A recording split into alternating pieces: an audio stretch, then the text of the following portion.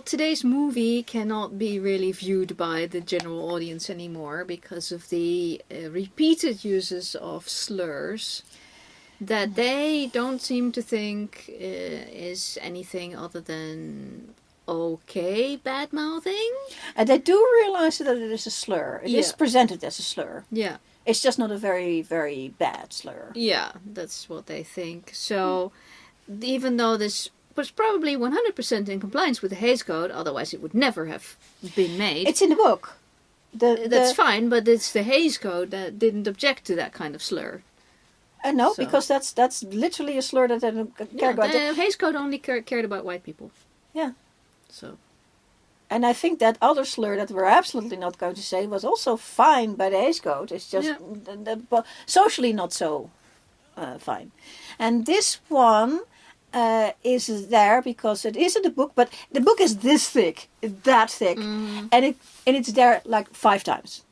And it's literally 5 times in the film as well. Yeah. So they needn't have done that. They needn't have done that. And it was always in combination with blackguard or things like that. So they could have, or beggar, they could have just left it at that. But no, they didn't. Maybe it's in there because this film is not a British film. This is an American movie, even though it's populated by British people. Yes, and those, happily so. Those rocks that they ride by in the rain are in California. Yes. But it is an American movie, and the time that it's made is very interesting. 1939. Yeah.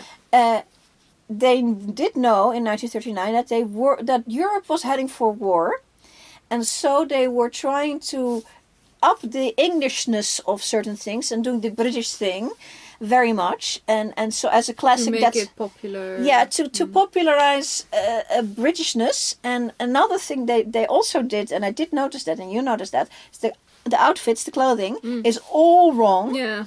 Because Emily Bronte, her own period is about the 1850s, but this thing is set in about between 1717 and 1800. Yeah. There's an end date of 1801 in there. And so they're even, what they're wearing is fully 18th century ridiculous gowns. Or they're heading towards Regency, but I think in 1801 they would have been wearing the Regency stuff. The reason it's not in there, and that's the same reason why it's not in Pride and Prejudice of 1940, is that more of the 1941 for the Pride and Prejudice, because Pride and Prejudice was actually written in 1813. In 1813, the Regency period, America and England were at effing war. So nobody wants to be reminded of that. And this combined with the fact that the prop departments at the studios are going to be absolutely chock-a-block with beautiful big dresses and not so many Regency stuff. Yeah. But they moved it to the wrong period because I think that's too late. And then the next problem you get is that the parties at the Grange are way too lavish because they want to show off this beautiful English oldie-timey world. Yeah. And they're in the Yorkshire Moors. So, no. And it wouldn't have worked because if there had been such lavish parties at the Grange, Isabella would have found a guy in all those people, a guy suitable and more suitable than Heathcliff. Because she actually got with Heathcliff because last chance saloon. That's the only person of the roughly marriageable age that isn't a complete bore comes to the range. Whereas in this film they clearly show there are big parties. She's going to them, but she wants Heathcliff. And it's like, meh. Yeah. Would she really? And also, if once the Cathy gets to be at the Grange and live there for a while, if she's there for many weeks, and that is in the book, so that's fine. But if there are like parties, she also would meet a lot of different people. And I'm sure Edgar is a perfectly nice fella, but I think he's probably boring as anything. There's going to be more interesting fellas than him. So she would suddenly have so many more options. I would say she wasn't looking for an interesting fellow. She was looking for somebody who would be there and that she would be in the area. For some reason, Heathcliff and Catherine always think that they have to be at Wuthering Heights. that's all they've ever known. They don't understand the rest of the world. But this film presupposes that there is this lavish parties, and it gives them so many options. The options that they absolutely did not have in the book. Yes. Too many options, too much lavishness, and makes it difficult they're having problem trying to beat the story into something that they can do. They want to do the outside story of the guy who discovers all this secret, Mr. Lockwood, who meets all the Heathcliff. Yeah, they went for the full Monty to do the entire framework story, which is not necessary, and it really doesn't help. But I do like you don't have time for it. Yeah, film technically, cinematography, they did it well, because they do keep coming back to they call her Ellen here to tell the story. Yeah, Nelly. That's Nelly. Ellen is her actual name, and Nelly is her nickname. Yeah. So, but here they consistently call her Ellen, and she is telling the story, and then you get a little of like the wonderful homey feel of having finished a lovely, heartwarming love story. Whereas this is not a lovely, heartwarming love story. This is a gothic, messy love story. Yeah, and everybody gets torn to pieces. Yeah.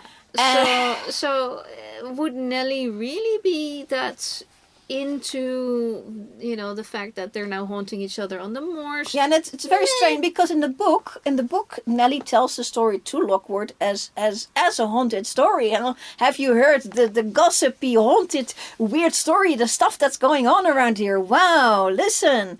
And then you're not a cool farmhouse if you don't have some sort of ghost, right? Yes. And the ghost has a story. Yeah. So. And then Lockwood gets himself ill for a couple of weeks, and he has plenty of time to listen to a very long story, and Nelly is happy to talk. Yeah, because everybody's bored. Yeah.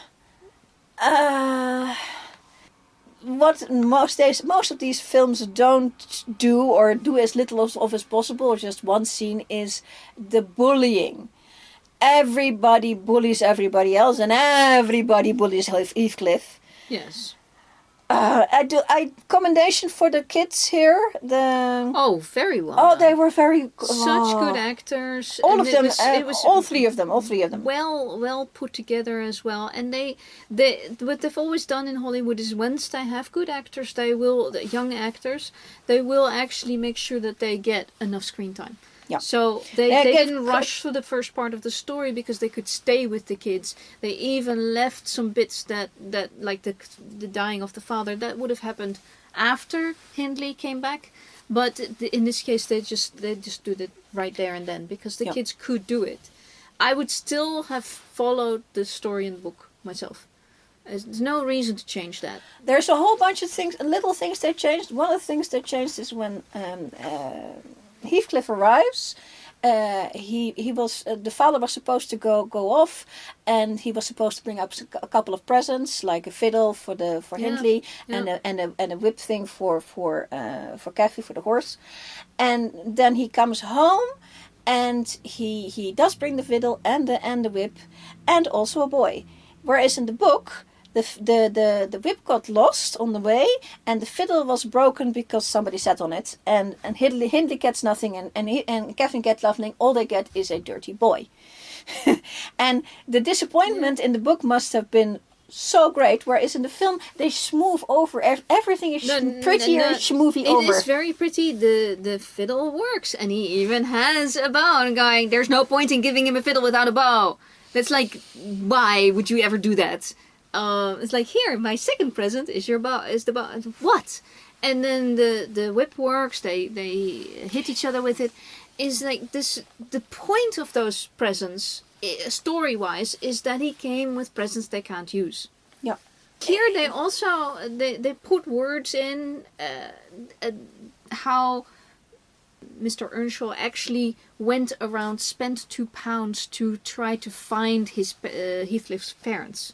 Yeah. And that's like, okay, it's interesting information, because you're telling me he's this philanthropic, that he would actually be caring about this orphan on the street, or presumed orphan, and that he's going to look. But then they say it wasn't owned by anyone. The word owned was used, so it's possession now. So he just took him, and now they own him. Yeah. So it is. You can tell immediately from the get-go that this is still rooted in colonialism. They are quite happy to talk about owning people, and that it doesn't bother them, not the filmmakers nor the people in the story. Yeah, yeah. I'd have to check the original text of that also said owned. It may have, but it is written in the 1850s. So literally she was writing it in a time when in the States they were still doing slavery, happily doing slavery. So I can't blame Emily Bronte for this one. No. But definitely picking up on it. Yeah. The filmmakers just like, you thought that was okay. And then nothing's ever done with it, and we still remain with the same problem in this film, this rendition of it, as any rendition, is what is the status of Heathcliff in that household? Yeah. Is he going to be the son? If he's going to be the son, he needs the same thing as Hindley. He needs to be the junior to Hindley, but to be the same status as Hindley. And then if he's like because it did happen in olden days that you got a cousin a couple of times removed, come and live with you. They are the same status, and then she and he, the Cathy and the Heathcliff of that generation, they do marry. Yeah. That's perfectly all right. Yeah. But if he has no state, if he doesn't have that status, then she can't marry him. This is the problem. Not any status, not even like your family or not, but it's like we don't even know if you're a servant or not. If he was a servant, the status becomes completely clear. Yeah. Carrie cannot marry him. It would have been an answer. And he can leave. Yeah, he can now make himself good at his job and then leave. Yes, then have his own life. But now he can't do anything because he has no life. I'm also wondering if the character of Heathcliff was like, maybe he knew that he was dying on the streets. And this guy takes him, he'll just take whatever is given. He will never ask, because he's very hands-off, Heathcliff. He is like, whatever is going to be my fate.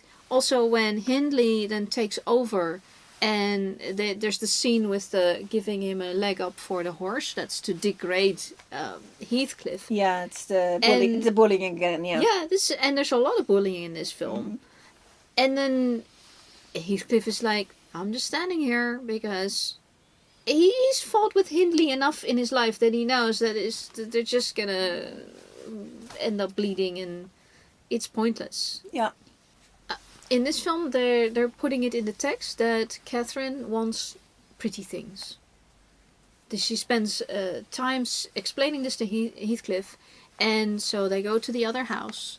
They go to the Grange. They look at the pretty dancing, and then they get caught, etc. Then things kick off. They would have been doing this all the time, I would imagine. Yes. So it just happened to be this one time she got bit by a dog. But in effect, this could have been the making of her, because this puts her in the other house, and we know if she could have let go of Heathcliff and just actually honestly gone for Edgar or for any of his friends, because there were a lot of people there, she would have the choice of the place, because she was a pretty girl and she was not civilized enough, and that's the problem. But the father. And here as well, because when she gets that little whip thing, first thing she starts is whipping around. This is whipping her brother. Yeah. Whipping 8-year-old sister shouldn't be whipping her brother if she wants to be a lady. Yeah. And so you can see that there is a socialization problem. There is a socialization problem altogether because they just don't have enough other kids around. Yeah. This is why going to school is so important. Schools, yes. Any little farm school that would have had other kids in there would have helped to socialize them. Nobody's ever going to church in these films. I mean, not in this film, not in the 1970 film. They were going to church, but they were cleaning up for that one day. Joseph, the religious guy, he is going to drag the entire place to church, but only on the Sunday, and maybe not Heathcliff. Yeah, we got Leo Carroll as Joseph in this one, and he's doing a really, really good job. Oh, God, yes. And I'm like, this is such an interesting role for him. And they actually give him some stuff to do. Yeah, but not enough. Not no, enough. No, but he never, as a part of the household, he never ever steers anything in any direction. Which, of course, he is the serving staff. He can't do that. Yeah, he's just being a religious a gentleman who's trying to do the right thing for his station. Yeah. And his station is a servant, not a master. If the parents aren't rearing the kids to be what they need to be for society, then very often it falls on their the caregivers that are their servants, and they do it in a certain way. But which is Nelly. Nelly is too young. He's almost the equal of slightly older in this one. But yeah. If she had been slightly older as this one, and the actress we know her, Flora Robson, who is a little older, but the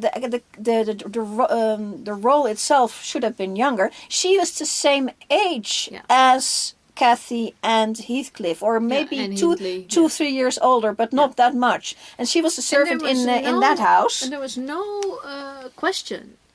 What is she? What is she doing there? No, she's a servant. She's a servant. So the problem with Heathcliff is that there's a question and it's not answered.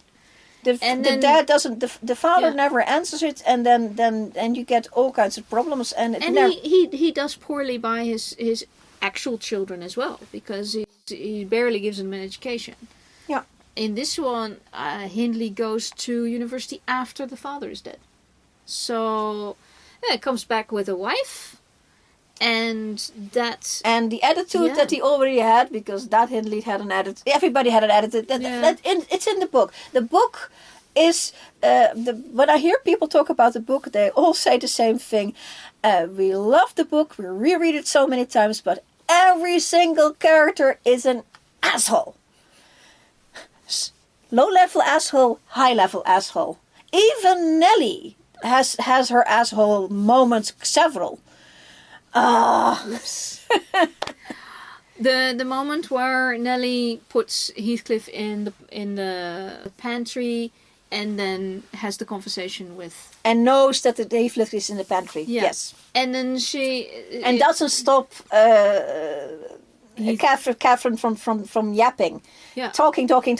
And Catherine was talking all the time. Maybe Nelly thought that it would be good for Heathcliff to understand that Cathy is never going to marry her, because the reveal in that scene is always, no, but I'm doing this so that I can have a future for Heathcliff. I mean, Cathy thought she had a plan. I think it was really stupid. Yeah. But apparently Cathy had a plan, but she's trying to explain this thing, and that comes too late. I think what Nelly wanted to hear was, no, of course I'm not marrying Heathcliff. Of course I'm going to be marrying Edgar.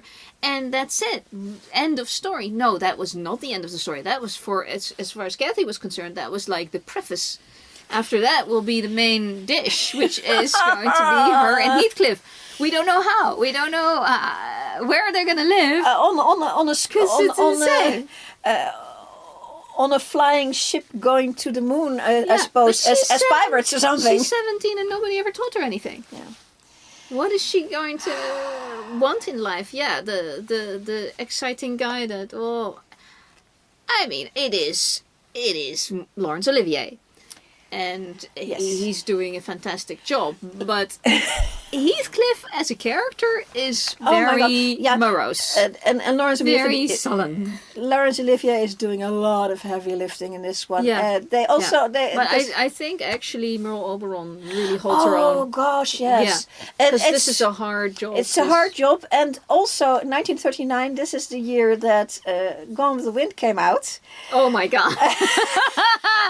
Ouch! And this is in black and white. Oh, no. Oh, it's worse because when they were casting this, they did know about that we're going to get Laurence Olivier because he was the hot ticket of the day, and he asked for Vivien Leigh to be in it, and they said no because she's not anybody, and you can actually see in the way that Merle Oberon is playing that she's doing the same acting style as I don't know if she's doing. Maybe that's the era. I think that's the era. She's doing the same style of acting. So I hope Merle Oberon didn't think that she was second choice. Well, she clearly was second Yes, choice, but that's she knew. that's She knew. not deserved. She's No. doing a very, very good job. And the interesting thing about the casting is so that the role of Heathcliff is supposed to be something person of color mixed. We don't know what. Enough Or that maybe not quite person of color. it's enough that he had a little bit darker face and he had black hair. Yeah. And that's all we know. That's what the book says. And then, so they casting Laurence Olivier, who is actually a sort of a blonde of our type. And so they had they made him a little darker and they did something with his hair. I think his hair was at least brown or black. Yes. Yeah. And then you have Merle Oberon, who's supposed to be playing the whitish of white Yorkshire lass.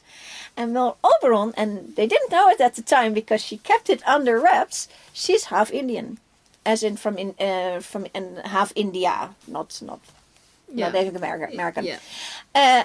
And that's where she gets that beautiful black hair and those big dark eyes. Oh, fantastic! Yeah, she's it works very well. one of the most beautiful women of Hollywood. That is not like a pin-up. She's not pin-up kind of pretty. Oh. She is just fairy tale pretty. Yeah, you know. but I think pin-up is of male gaze anyway. Yeah, that's okay. So- But she's not that type. She's the very other fairy type. tale. Yeah, absolutely. I mean, definitely. I would have loved to have her play in a Snow White. Yeah. But she didn't play that much, unfortunately. And I'd have to check up why. But they may have had problems of where do we put her, because she's not exactly what Hollywood is looking for, even though she's literally the most beautiful girl in Hollywood. But yeah. Yeah. But that was an interesting juxtaposition. You have the... Yeah, this film does not imply at all that Heathcliff and Cathy had sex. So No, that pre-code. Sorry, it's a pre-code. No, it is code. It's Hays Code. It's proper smack dab in the middle of the Hays Code, and so even to the point where she's not pregnant by the time she's dying, whereas that's what she's dying from, dudes. That's But none of she's the not pregnant. There are 3 pregnancies in the story, Yeah, and none and of they're them not- are in any. Not in this movie at all. No, people don't get pregnant apparently No. in the Hays world. You get married and then you live together and then Yes. then you die for undisclosed reasons. We don't Yes. know why Cathy died in this movie. She Yeah. just started No, dying. She chose to die. They say Oh. it twice. That's the thing, is when you make these kind of choices, you can see it back in the script because they have to explain it to us. And that's what they did with the £2. No, this cannot be an illegitimate child of Mr. Earnshaw, because he actually went out and spent £2 to find the parents. Yeah. And clearly Cathy could not be dying from a pregnancy gone wrong. And it does mess up with the rest of the story, but don't worry about the rest of the story, because that means that there is no Cathy Linton. They don't. Cannot... If you're planning not to do the second half of the book, which is like another 300 pages just thrown out the window, then you can go pitch. And the interesting thing about the very last shot is of very tiny Cathy and Heathcliff walking off into the ghosts. Yes. the ghosts walking off into the moors. superimposed over the to moors. their castle. Yes. Yes. That the story is this. William Wyler had the director had a lot of problems with should be Samuel Goldwyn, who was the producer. Because Mr. Goldwyn had some ideas of what he wanted, and William Wyler said, "This is what the book says." And It is what it is. This is world literature. You're not supposed to change this stuff. yes, and so at the very last moment, when without the knowledge of Mr. Wyler, they shot that little scene with some stand-ins, because Laurence Olivier and Merle Oberon were already not available. This is all research stuff, and splashed it in. I think it's really good, because it is saying, yes, this is a Gothic novel, romance novel, that we're doing the Gothic thing. Yeah, I think what again, very important for a film to realize that a book is not a film. And you have to make it into the film, so you have to do the shorthand that is part of a movie, which is a callback, which is what they basically did, and a rounding off of the storyline. And that the script did well by referring to their castle and that she is his queen several times. That's interesting because he was her prince, but she was his queen. I like that. Hey, that's all a matter of and they keep referring back to it.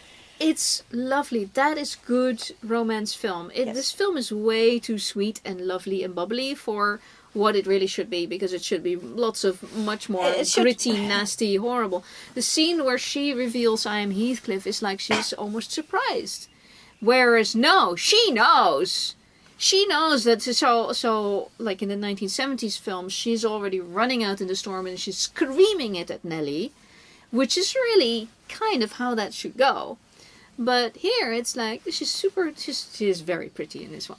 And she's like, oh, and like nice old friend, going, oh, but I know, because I am clean. It's like, no, this should come, this should come from the guts. Yeah. And this is not the actress doing it wrong, because she did it very well. It's still a very nice film. Yeah, but this is, I should do it differently. The premise, their premise of showing the prettiness and the beautiness of England. It's not a pretty love story. Nothing about this is pretty.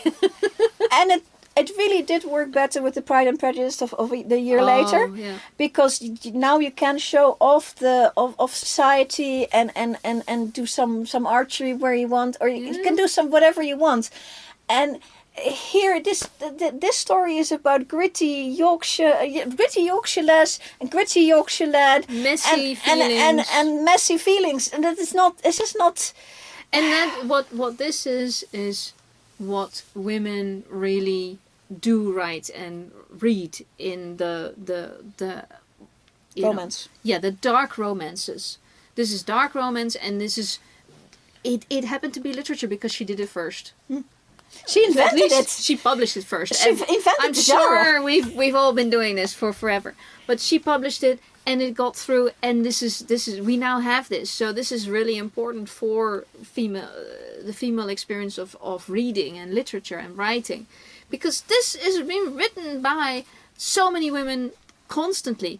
And the problem with that is that when they make a film out of this, or when they publish it, is that a man has to judge it. And they go, well, I suppose it's okay, because they both die at the end. Well, the point actually is that she haunts him until he dies, and then they're both going to be ghosts. Yep. So in the romance, dark romance feelings, is dead. What's dead? It's, they're together. That's more important. And Heathcliff was really embodying that very well, because Cathy is all over the place. She's still trying to do society. Heathcliff is not even doing society. He is like, I need you to haunt me. And I hate you for dying because you left me alone. It's like, no, he's supposed to be nice. No, he's not nice.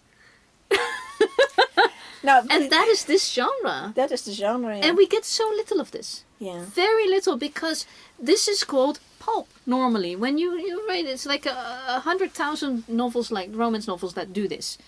And they're all not rated highly, because we want literature. What's literature? What men like. That's what's literature. Romeo and Juliet only works because both of them die at the end. And it was written by a man. Yeah. And so men want to go see that, because at least that, it's something. And certified. And the women go, but they're still together. And I'm taking male and female, of course, as very high generalization.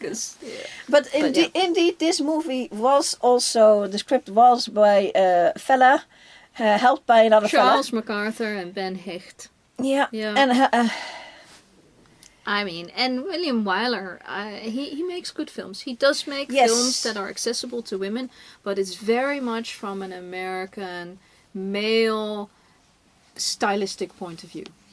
And there is definitely room for it, but I think at least they gave him money to do it. Oh, sure. That's the thing. But the thing about this entire project, and we're seeing now this is the second movie in a row that we saw of the same thing. Yes, watch our other review of the 1970s. Yes, exactly.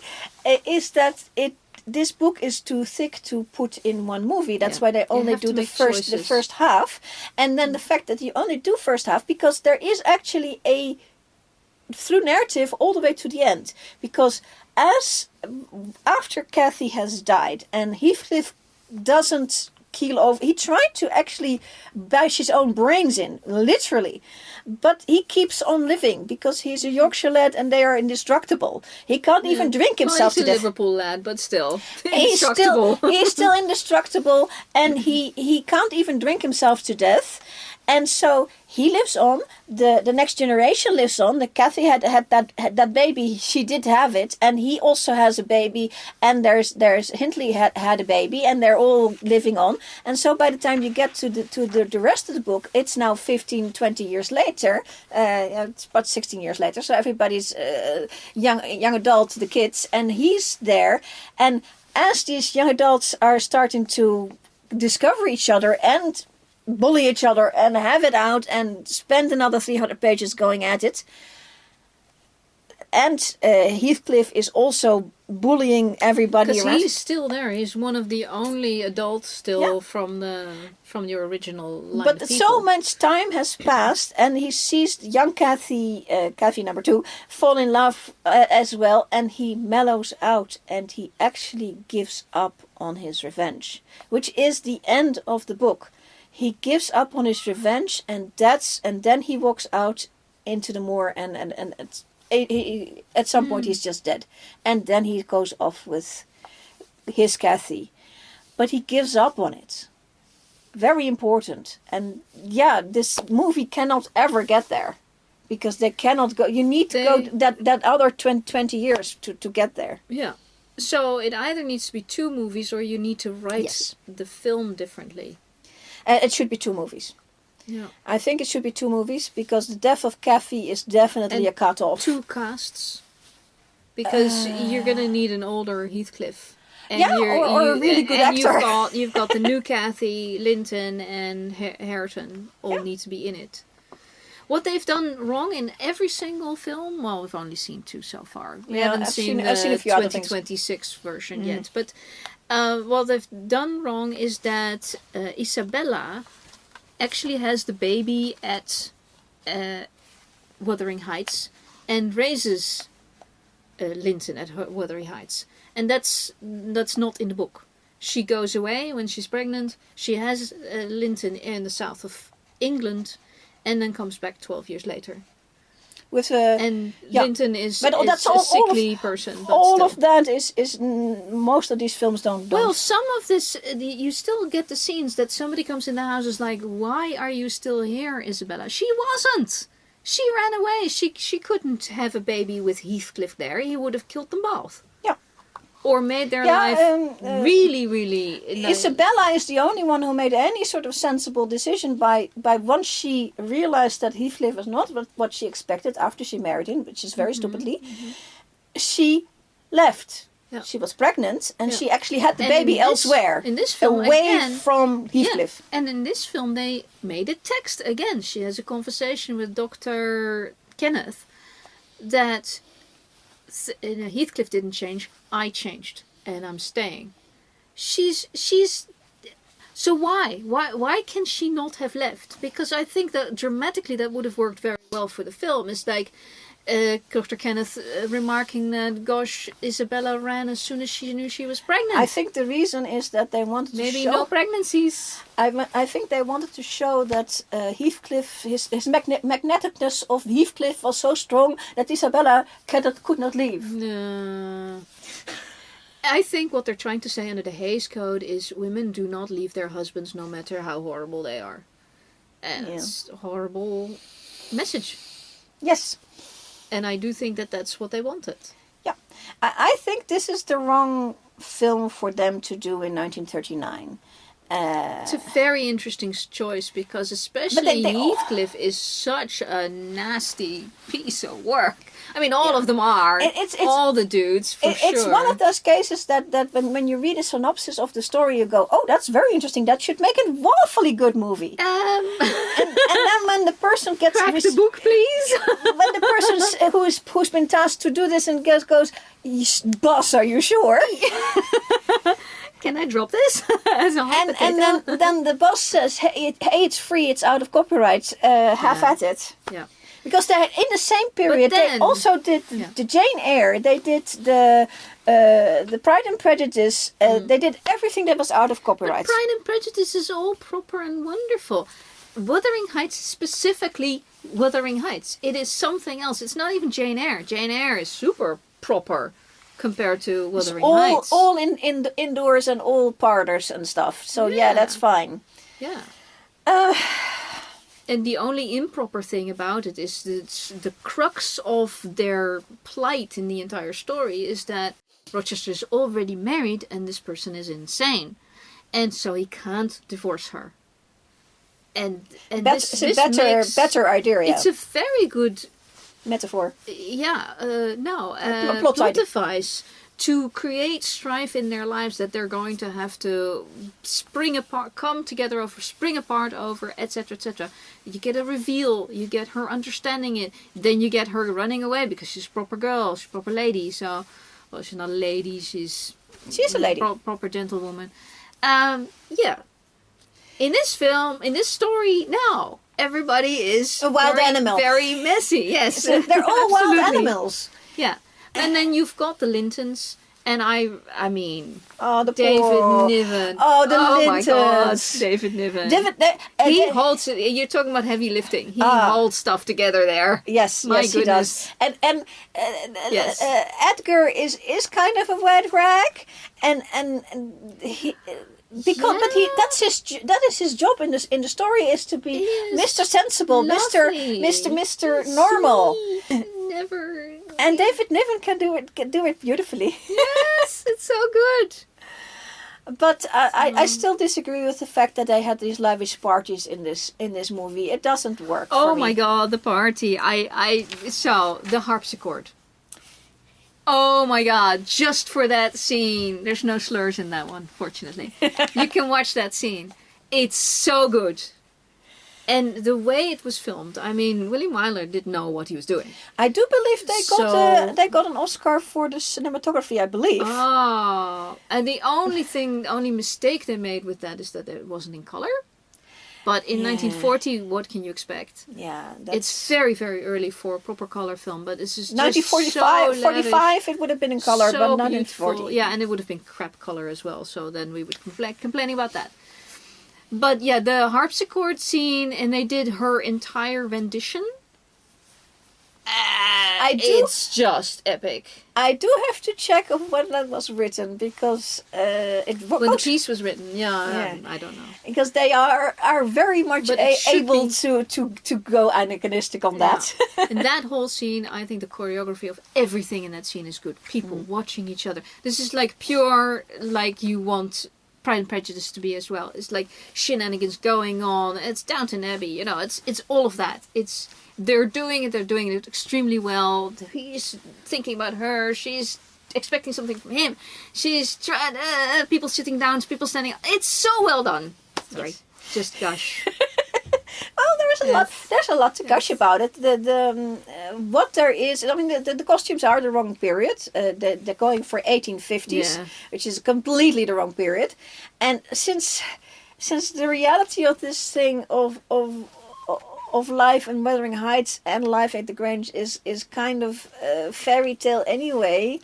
I think so, because it's an American film in the late 1930s. They are thinking fairy tale. And then then it makes sense what they've done. Is you put Disney gowns on there. And that's fine. It's not their culture. It's somebody else's culture. Yeah, but then you start to go, is it cultural appropriation? I mean, having Well, the thing Laurence is- Olivier is good. Yes, Having the David Niven is casting, good. yeah. That is helpful because Yeah. they are aware that they are doing. But the little kids, as good as they are speaking are American, and Yeah, but they did a bang up job. Oh my God, good, it was so good. good. but they are.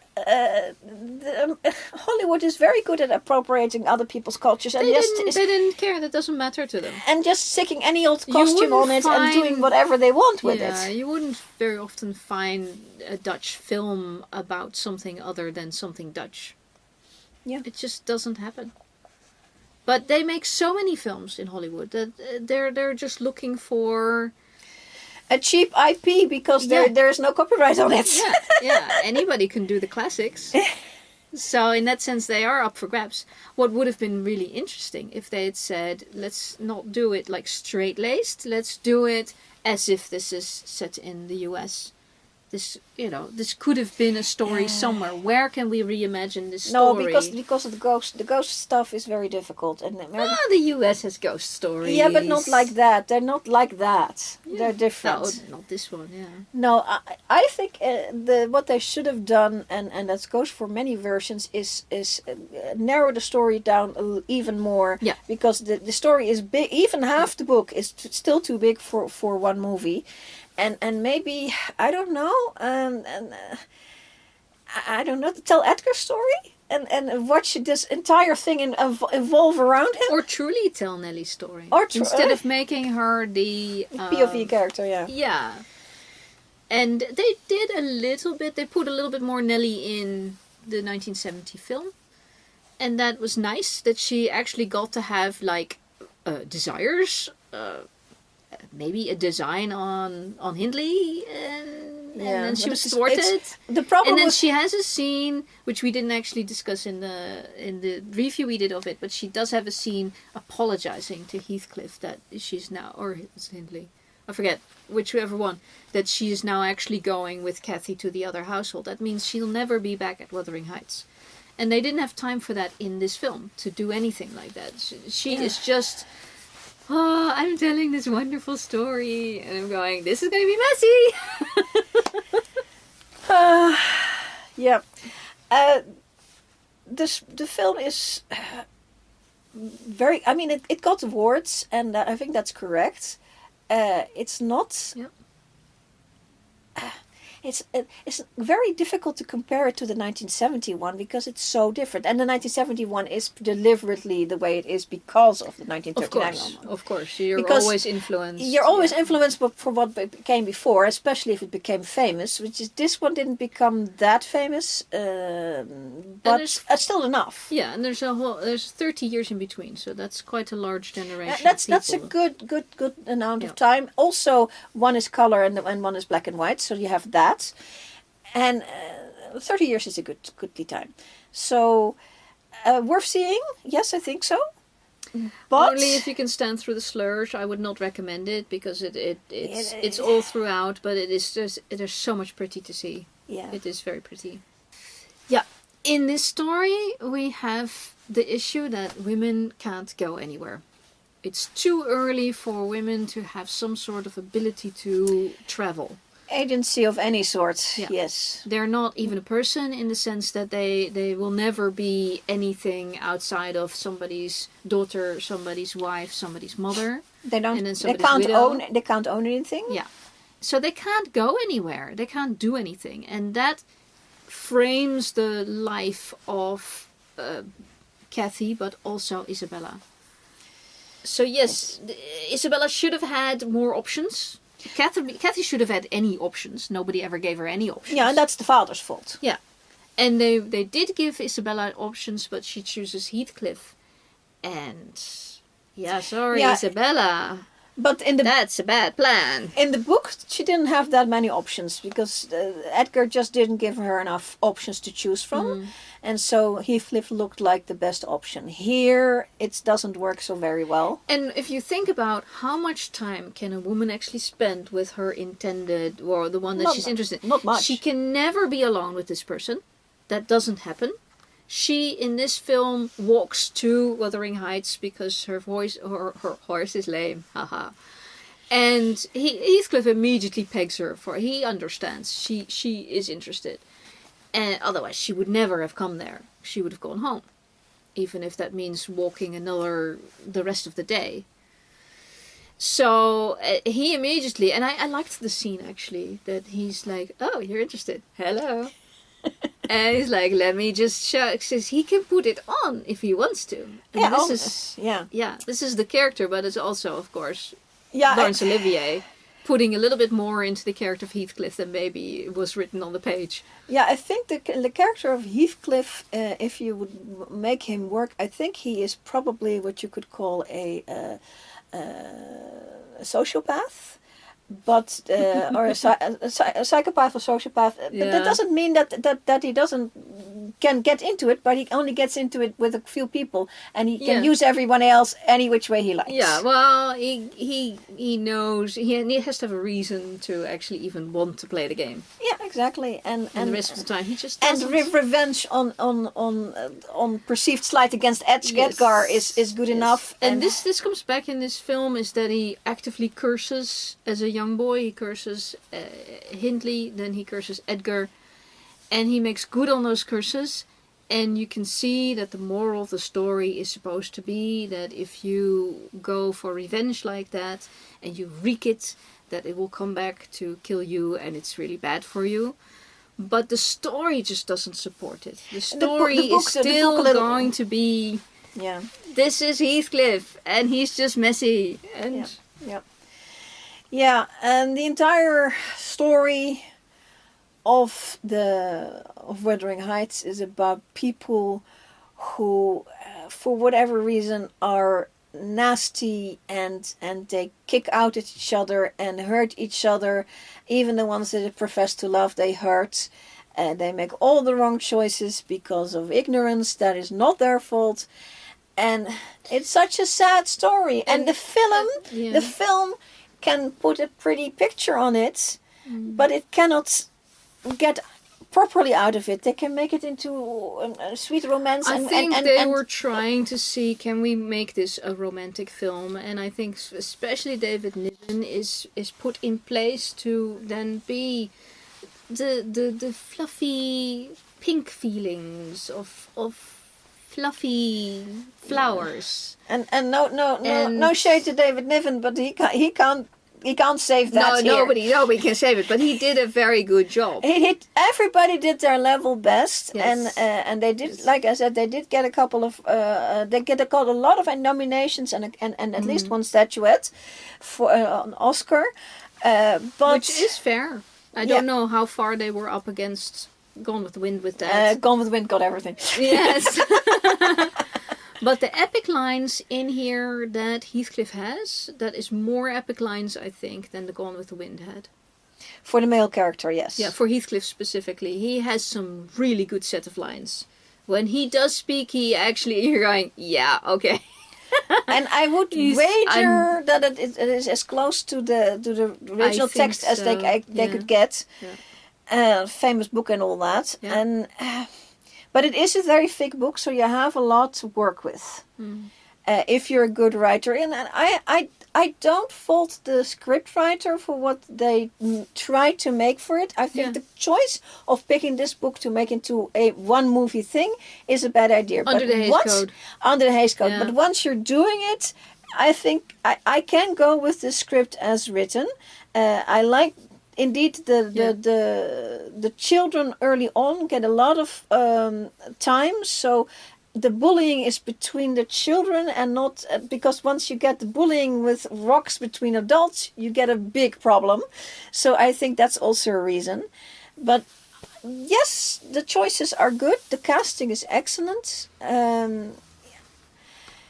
This may be the best case scenario for something you shouldn't have done in the first place. I think that is a good summation of the whole thing.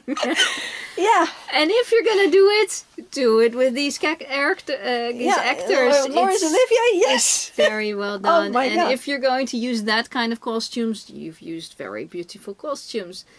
But all of it is like, please don't want to do it this way. No. And I did feel that it was very much worth, because the script is paced so well. It just puts you through the story in a really, really good clipping pace. And very often in the 30s and 40s, well, 30s they're quite clippy with their, but they get slower and slower, like in the 50s and the 40s and the 50s. This is still a good pace. It's very nice watch. You're never bored at any point. So, and that's my opinion. And my opinion. And we're sticking to it.